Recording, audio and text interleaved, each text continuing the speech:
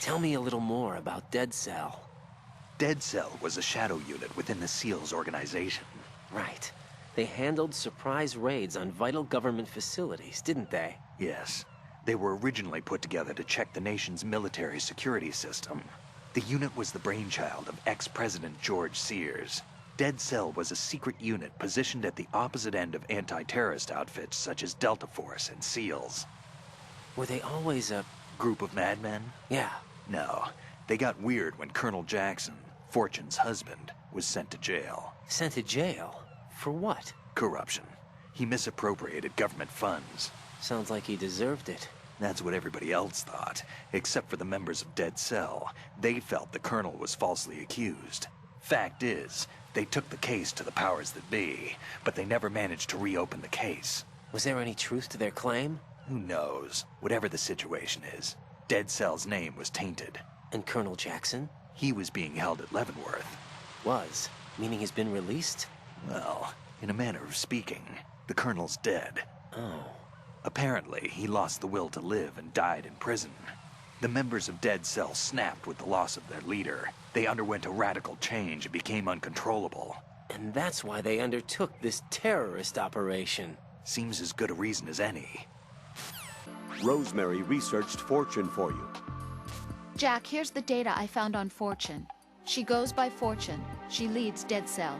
Her real name is Helena Dolph Jackson.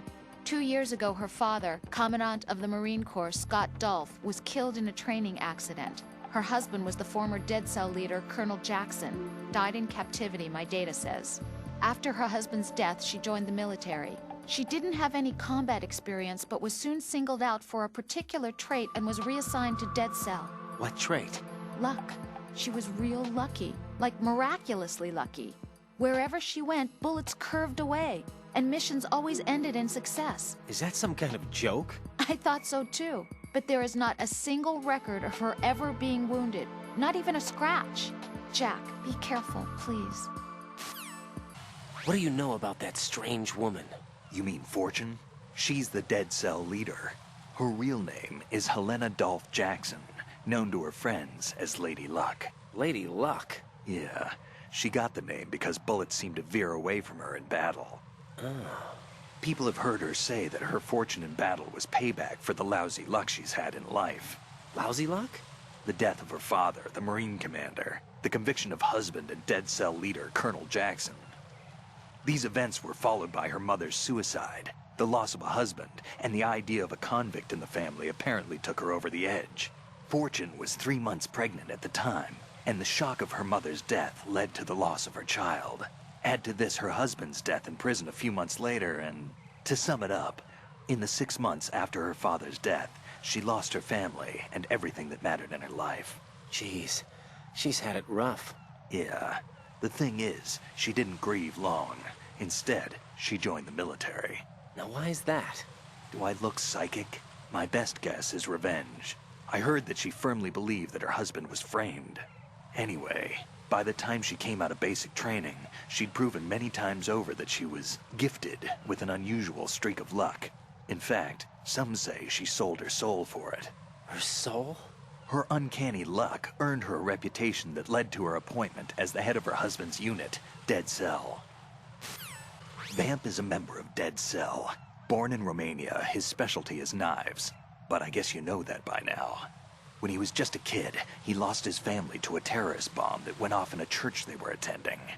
His body pierced by a crucifix, Vamp was buried under the rubble for 2 days before he was finally rescued. During those 2 days, he survived by feeding on the blood of his family to quench his thirst. That was how he acquired a taste for blood. So that's why they call him Vamp. No, Vamp isn't for vampire, it's because he's bisexual. Rumor has it, Vamp was the lover of Scott Dolph, the Marine Commandant who accidentally died 2 years ago. Scott Dolph was also the father of Fortune, the Dead Cell leader. Fortune's old man? But Fortune and Vamp? You noticed, eh? Not bad for a rookie. All right. As you say, Vamp and Fortune are very close. Not lovers, but very close. Friends? No, there's more to their relationship than that. But Vamp was her father's lover. Would it have been better if it was with her mother? Well, I don't really think they care what you think. Focus on the mission. By the way, have you ever met the guy before? No. But he seemed to know you. Right. Well, No, it can't be. What? Nothing. I told you the Dead Cell is a group of madmen. I wouldn't take anything they say very seriously. Fat Man. Supposedly he's nicknamed after an atomic bomb, but to me, he's just a fat man. Something straight out of a sideshow. If he even has a bit of spare time, he spends it disassembling and assembling his Glock over and over again. He can't stand to have his hands still. He's extremely vain about his hands, keeps his fingers as slender and soft as a woman's. They say he's always looking at his hands, giving himself manicures. Rosemary has completed her data search. I looked up information on Fat Man. Fat Man, the emperor of explosives. You've already heard how he manufactured an atomic bomb at the age of 10. He appears to have been known throughout the world of explosives since he was a child. He entered the Naval School Explosive Ordnance Disposal at Indian Head and graduated at the top of his class. That's around the time that he met Stillman. He was assigned to the Nuclear Emergency Search Team. He quit soon after, though. After that, he joined Dead Cell as an explosive specialist. He's been there ever since. Why didn't you ask Mr. Stillman? I'm sure he knows lots of other details about him. Stillman, tell me something about Fat Man. Well, to start, he was born the son of a clockmaker, neglected by his parents and without friends. It seems that he spent a lot of time by himself in his father's workshop. Maybe that was the reason, I'm not sure, but apparently he has had a tremendous fascination with clock mechanics since he was a child. It was at the age of 10 that a guidebook that he found on the internet changed his life forever. That guidebook served as the basis of his eventually piecing together an atomic bomb.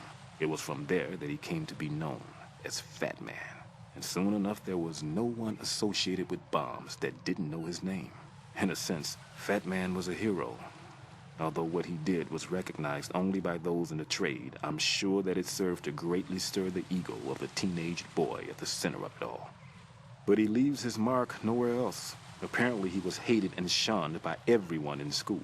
So he went on to focus all his energy on explosives. He scorned the reality that surrounded him and instead chose to embrace a world that would easily grant him recognition. Well, to be sure, it never amounted to anything more than, say, occasionally bringing a gun into school. Eventually, Fat Man came to Indian Head, the exercise training facilities of the Naval School Explosive Ordnance Disposal, at which I was a lecturer.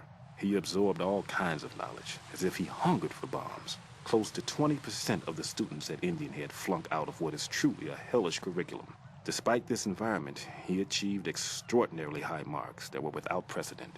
After leaving Indian Head, he joined up with N.S.P, said to be the most accomplished bomb disposal unit. It was there that he apparently got into some trouble. What exactly? You got me, but Fat Man was definitely not cut out for group operations from the very start.